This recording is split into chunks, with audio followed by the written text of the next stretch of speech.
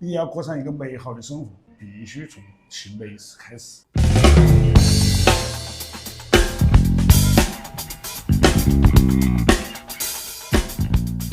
今天跟着曾老师学饮食文化，听食物背后的故事。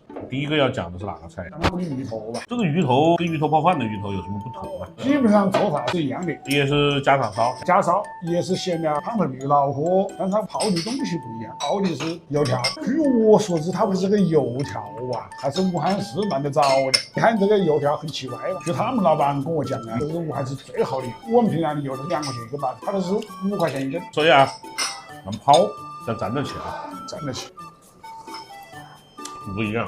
看过这个熬汤啊，第一个呢是用固碗煨的锅，这个其实是很有道理。汤在湖北的这个饮食生活当中非常重要。湖北有5大饮食系统，1大饮食系统是无鱼不成席，第2个是无汤不成席，第3个是无盐不成席，第4个是无蒸不成席，第5个是来喝一杯无酒。湖北人喝的汤啊是浓汤，广东人也爱喝汤。广东人的汤是煲出来的、蒸出来的，湖北的汤是煨出来的，这是第一点不同。第二，湖北的浓汤一定要喝温度非常高的汤。一般来讲，各种菜肴它是有一个温度的设定。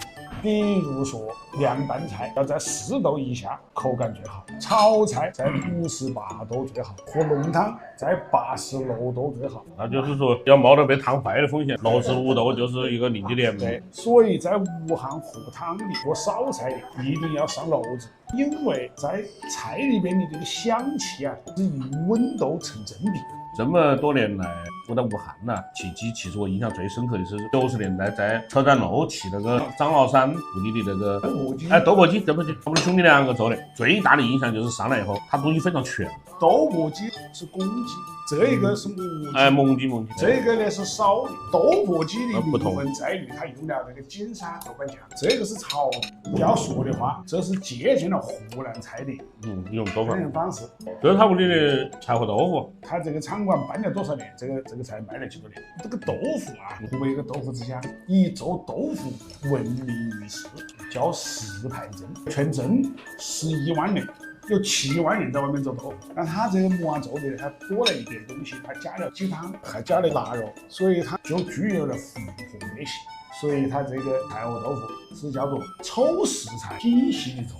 这个虾子啊，我们的做法跟武汉的不一样。武汉周边的东西湖做这一个好，武汉市区并不做这个东西，它是湖区带来的。过去湖乡里面的农家妇女到了过年要做3件事。第一个腌鱼，第2个腌肉，第3个就做虾子。这3样是常青菜。一个乡村的互相的主妇，看他在屋里会不会持家，你就看他的虾子做的是不是那个事。做的是那个事，邻里里面都称大拇指；做的不是那个事，给那个找到1毛钱都不值。这是我们过去的标准啊。现在不知道么样，现在的我们湖区的小姐姐们会不会做虾子啊？评论区里告诉我。这糍粑跟我们平时吃的那个糍粑完全不同。这个糍粑它比一般农家糍粑要细腻，介于糍粑跟汤圆之间的，所以它这个我觉得是一种改良。它改良的结果是适合于现在城市人对食品的精细化的一个需求。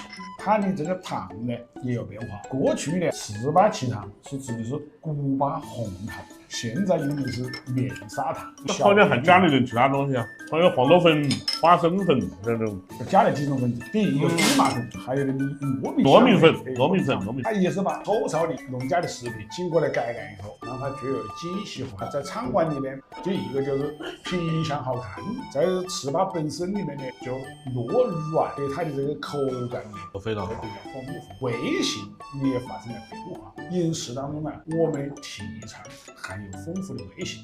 当你的味型丰富的时候，让我们的味蕾就活跃。我觉得曾老师不光是追求真理，他还追求真理背后的美食。其实第一位的，作为一个么噻？你看作为一个好奇佬，在武汉来讲啊，你要过上一个美好的生活，必须从吃美食开始。别的事情我们当不了家，这件事情我们可以做主。对，自己的味道自己做主啊！来。